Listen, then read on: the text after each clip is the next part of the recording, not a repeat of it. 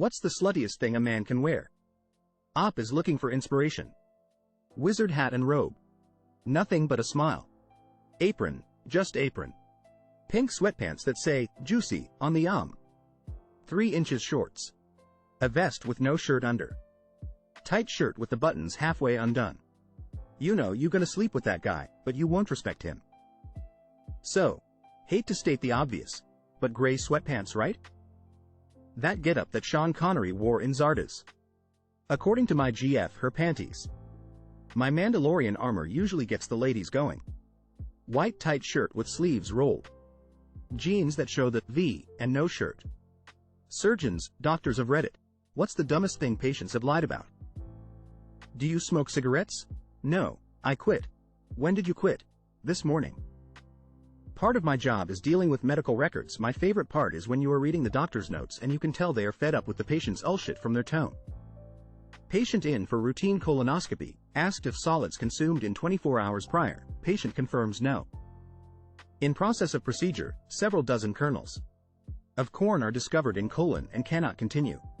Patient specifically instructed not to consume corn beforehand as this happened prior visit. A common one is about their smoking. Smoking is an enormous risk factor for fracture non-union, meaning a fracture that doesn't heal. When I walk into a non-union patient's exam room and it smells like a cigar den, I know they smoke. But they'll tell Methy don't write to my face. Before signing them up for revision surgery, I'll commonly order a urine test for nicotine metabolites. Often it'll turn out positive and suddenly surprised Pikachu face. Edit. Lots of folks below rightfully commenting on how indicating you're a smoker increases your insurance premiums. This is true. However, the cost of complications after a surgical procedure would dwarf a lifetime of increased premium costs.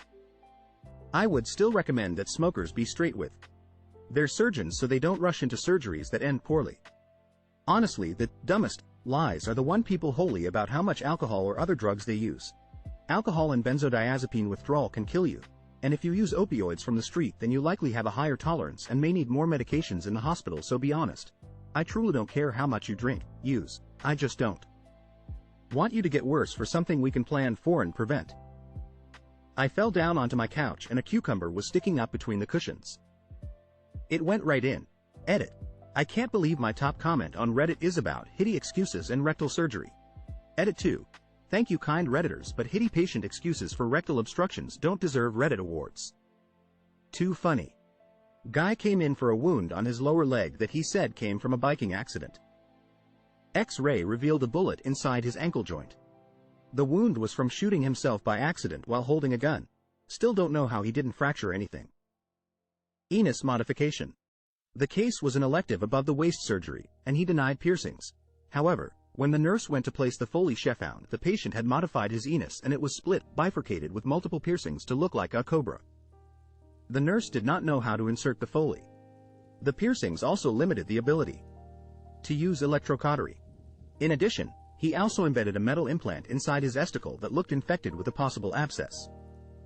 Cancel-ed case, called Urology Consult for Infection, Abscess Evaluation. Patient says to me, I was outside gardening while naked and I slipped. That's how a MSC potato ended up in my ass. Anybody want fries while he is waiting to get it removed? How did you get that stab wound in your abdomen? Eat a knife on the kitchen counter and forgot it. Was there. Then I walked into it. Me. Have you had anything to eat or drink today prior to your surgery? Patient no. With a half-eaten candy bar in front of them. Me. Are you sure? Because if you have, you could vomit upon going to sleep and it could enter your lungs, causing you to die. Patient. Then yes I have. I had half that candy bar. This one guy repeatedly used to come in saying he hadn't hit in 7 days. This would usually necessitate a rectal examination with a finger. That's why he kept saying it. Patient used to come in every time the new doctors rotated in. Who wouldn't be wise to his tricks? One guy came in feigning unconsciousness. Did not respond to even the most painful of stimuli. Some of these were pretty painful. Did not budge. We were talking amongst ourselves about intubating him. He then opened his eyes and said, they did that last time, I didn't like it. Deleted. Their age. Had a woman say she's 30 when she clearly didn't look it. Oh well, I move on to other questions. Look at her files and lab reports have a real age on them. 41. Like why though? What difference does it make lying to healthcare staff?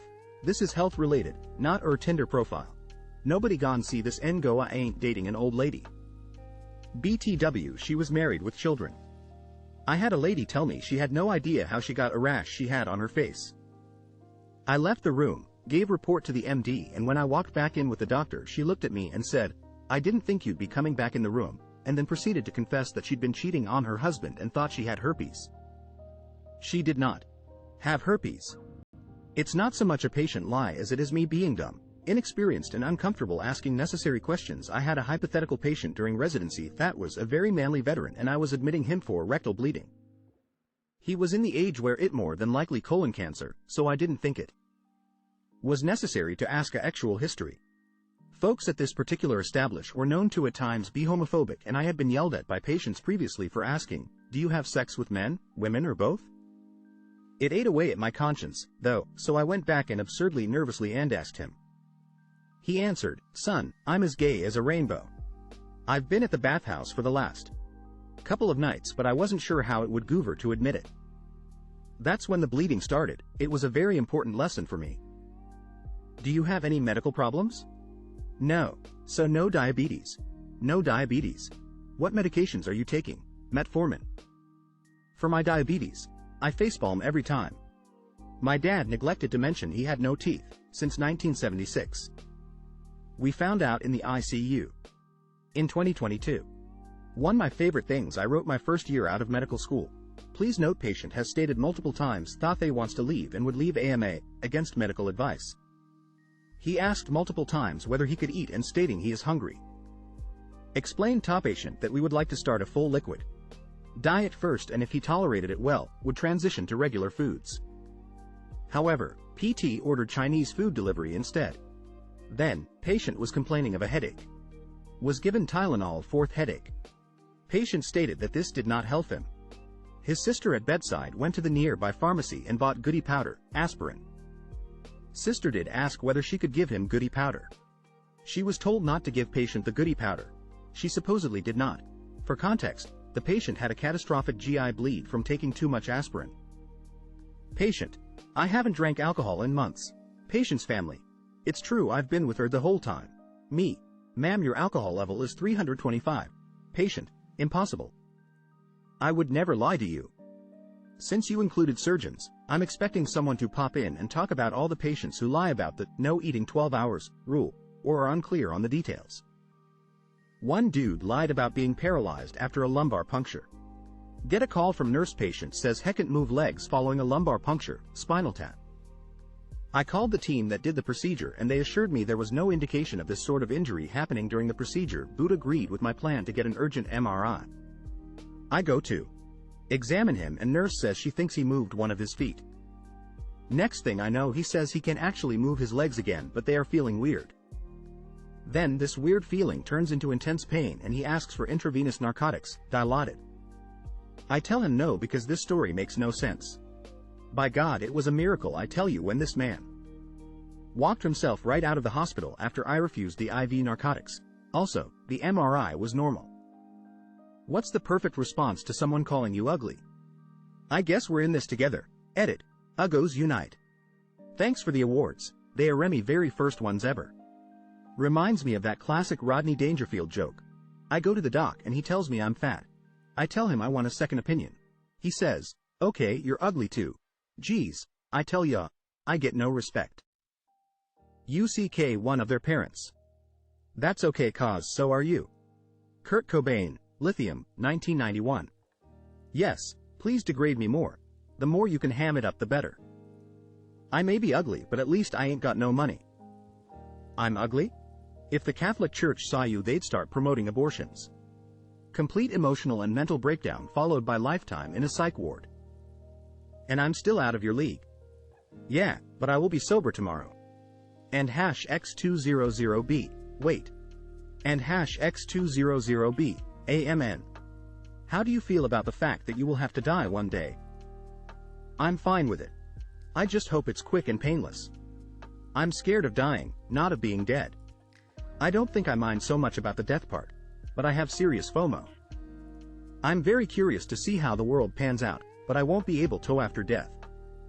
And that's not fair. Lol. Well, when I die, it won't be my problem anymore. Nothing will be. Sue. Not. Great. I know there's nothing we can do to change it. But someone close to me is on their way out, and ID's been making me think about death a lot.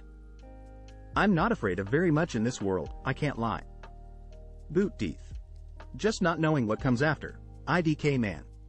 Been having a lot of panic attacks about it. I have stage 4 cancer and my doctor has told me that this means there is no possible way that I won't die from this. Unless I get hit by a bus or something in the meantime, of course. It was a really hard thing to wrap my head around and so far, I feel okay. But it's in my bones and as that progresses, it will become very painful.